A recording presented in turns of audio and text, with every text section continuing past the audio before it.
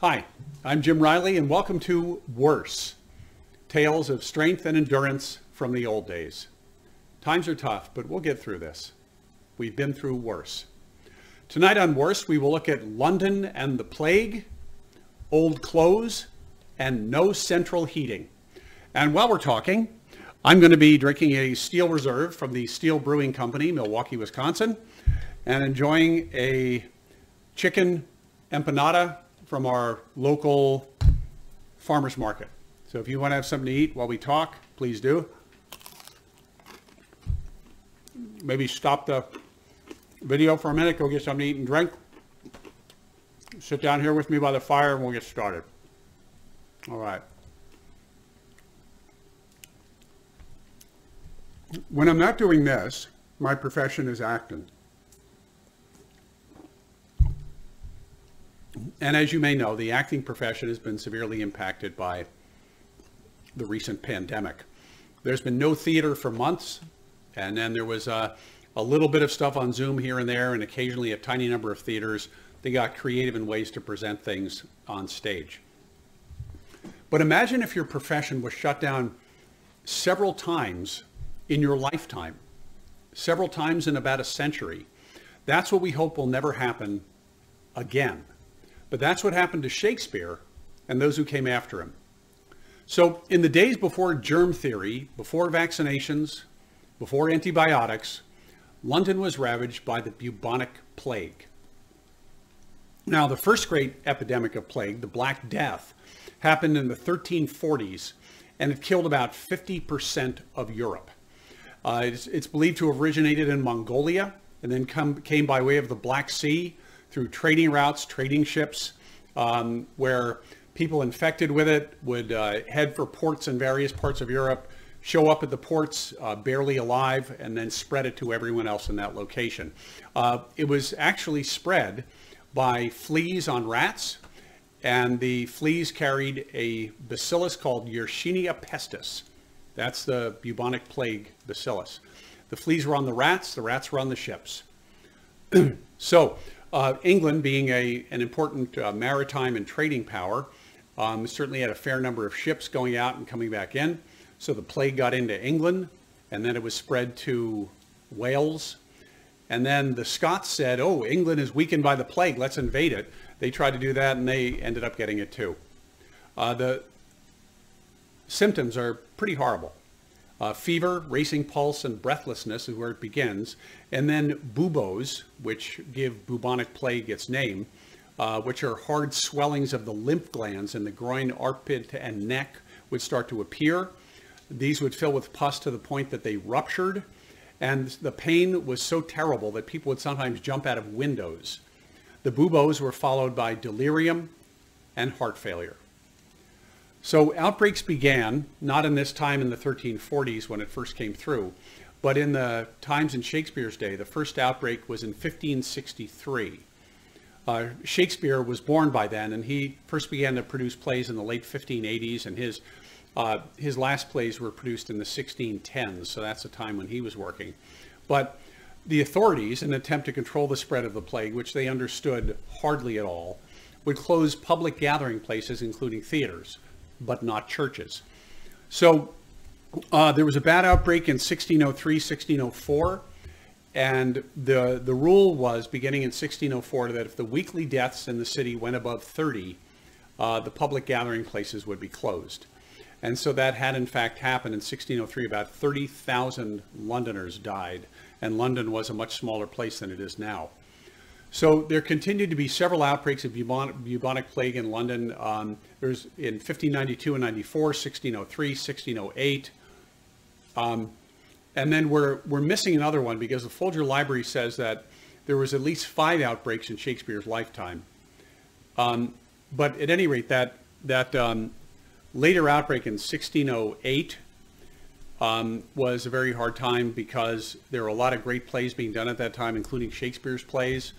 And this meant the theaters were closed down. And there was little or no social safety net at that time. To give you an idea of the level of medical sophistication they were working with, the 1592 to 94 plague was blamed on the position of Saturn in the night sky, because Saturn had been in the same position in the 1563 plague about 30 years earlier. It was also blamed on immoral behavior, and this was a common thing, that diseases were considered to be a punishment for immoral behavior, which goes back to the biblical view of pestilences, etc. So in the 1606 plague, and this is where I'm not clear whether it was a 1606 plague or 1608 plague, the King's Privy Council, who were the people who made the executive decisions in London, closed the theaters right when Shakespeare had both Macbeth and King Lear running. So we know that the bubonic plague was spread by rodent-borne fleas, and that's the reason that summer was worse for plague. And so there was an assumption that the plague would die down as the weather changed, but actually then October saw a new rise in cases. What they would do is paint red crosses over the doors of houses where somebody had the plague, and they would forbid anybody to go in or even to come out, which is a virtual guarantee that any family members of someone who had the plague would also get the plague, because we knew what they didn't. And it also meant that it was a pretty ridiculous way of trying to control it, because the problem was the fleas on the rats, and the rats could still come and go freely. So today, bubonic plague has antibiotics that treat it that are extremely effective. And we have come a long way. And I will say one other thing, when this all started with the Great Black Death in the 1340s, one of the truly horrific outcomes was that people, completely bewildered by the cause of this, by the means by which it was spread, by why it was happening, blamed the Jews. And many, many Jewish communities were exterminated in retaliation for a plague that they had absolutely nothing to do with. So one thing I can say in a way that things were worse back then, and we've come a long way, is that even in this age of alternative facts and deliberate misinformation, there's been no widespread killing of people falsely blamed for COVID-19. We didn't in any widespread way give in to our basest impulses to find an enemy and kill them for the disease we're currently suffering from. And I don't mean to minimize the suffering. My father last November died of COVID-19. But true to the theme of this show, it's been worse in the past. So whether our fragile civility holds if pandemics come in the future, or whether we give in to some of these impulses that have led to so much unnecessary and horrific death in the past, we may pray and we may strengthen ourselves against people who sell us someone to blame for our problems. So I want to thank bardstage.org, theguardian.co.uk, the New York Times, and history.com. Okay, old clothes. You know, I wore an old suit jacket in a play once. It was absolutely right for the time. The play was a 19th century play, Ostrovsky's Diary of a Scoundrel, which was first performed in 1868 in Russia. And during tech rehearsal, I was given this beautiful old vintage 19th century suit jacket. And by dinner on the first night of tech rehearsal, my arms were falling asleep. It was cutting into my arms from underneath so much that it was literally cutting off the blood flow to my arms. Somebody explained to me armholes were cut higher on suits in the old days. And there were two reasons for this. One is that the movement style of the time was more lifted, elevated, and upright. They didn't have the relaxed, casual posture that we do now.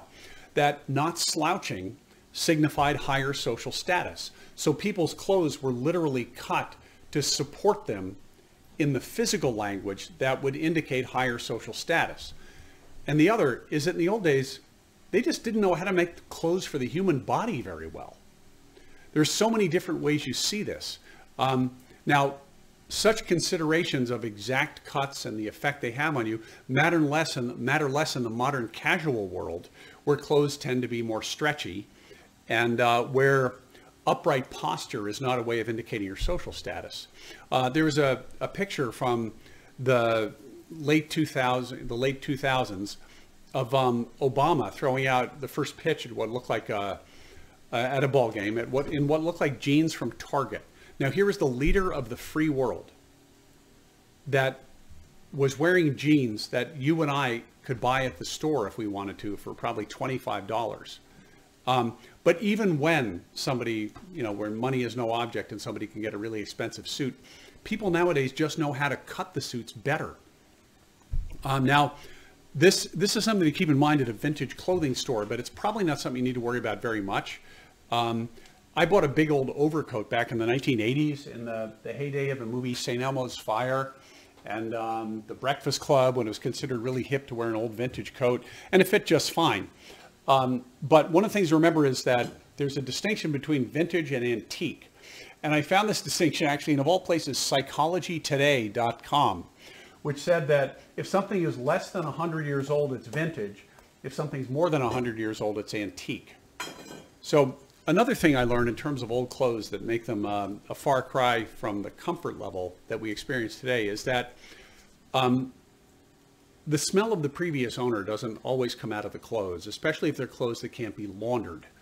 If it's a suit or some fancy thing that has to be dry cleaned, you're probably going to be experiencing something of the last person who occupied that piece of clothing, whether you're an actor or whether you're someone who just likes to haunt antique clothing stores. First acting class I ever had, the teacher said if you went back to like 300 or 400 years ago to see what their lives were like, the first thing you would notice was the smell. It would knock you over backwards. They were used to it to some extent, but we're not. This was well before deodorant. And people were wearing silks and embroidery and things that were just not going to go in a tub of soapy water and get clean. People would sometimes have lap dogs, little tiny dogs, companions, so that the fleas would jump off of them onto the dogs. People carried handkerchiefs that were perfumed to cover up the smell of whatever they were encountering out in the street. So one of the things that we've had some relief from as actors is that the Stage Actors Union, Actors Equity Association, has rules in the actors' contracts about how often the clothes need to be cleaned. And I am very grateful for that. This is an interesting thing. Another thing that makes old clothes less comfortable is that there's a site called gentlemansgazette.com, which makes the rather understated observation: the average man has just gotten bigger around the world in the last 100 years. And if that sounded like I was going to say bigger around the waist, I suspect that's what they were going for. But it's not just the waist. I was told by a costume designer that in a modern suit, I wear a 42 long, and the 42 is the measurement around the shoulders. But in a vintage suit, I wear a 44 long. They cut them smaller. Another thing to remember, there was no elastic in the old days. You see pictures of guys from like 100, 120 years ago, and their socks have garters on them, something that goes around the leg above the calf that then the sock comes up and gets buttoned to. That's because there was no elastic holding up their socks. It was the only thing that would hold them up. So while garters on women's stockings may be considered sexy, I don't know anyone who thinks that garters on men's socks is sexy. Thank God we don't have to do that anymore. And then, of course, the great monster in the room, corsets. I've been in a lot of plays where women have had to wear corsets. They are not a miracle of comfort. They're very flattering in terms of what they do to the female shape, making you very narrow here and wider up top, but they restrict the ability to breathe. In the late 19th and early 20th century, there's a frequent, what I guess you would say is a trope in drama and in novels, where if women have a strong emotional experience or a strong physical experience, they would faint. Well, it wasn't just because women are like prone to fainting. It was because they couldn't breathe as well because of the damn corsets. Actresses have told me what a relief it is to get out of those things at the end of the workday. So I did a commercial for Colonial Williamsburg once, and they do an amazing job. They have their own costume shop. Colonial Williamsburg is a recreation of one of the first settlements in America, one of the first European settlements in America, and they strongly adhere to having all of the costume characters that walk around and interact with the guests be accurately attired. And just a little thing I realized is that there were no zippers back then. There were no snaps back then. Everything was ties and buttons. So to get in and out of those clothes took a long time. I'm really relieved that I don't have to go through all of that every day when I want to go out on the street. Another thing I'm relieved about when I don't want to go out on the street is that we have central heating now. I don't know, are you a fan of the movie Christmas Story? It was a play, it was a movie from the 1980s, and it took place in the 1940s, somebody's memory of growing up as a kid in a house, I think it was in Indiana. Well, do you remember that there was a running gag where they would suddenly realize they were cold, and the father would go down in the basement and do battle with the furnace? You would hear him swearing, and you would hear clanging, and then soot and ash would waft up from the floor registers of the heat. Well, what he was reflecting there was that that time period, homeowners in the United States then were part of a step in a revolution in home heating that had begun to ripen only a few decades before.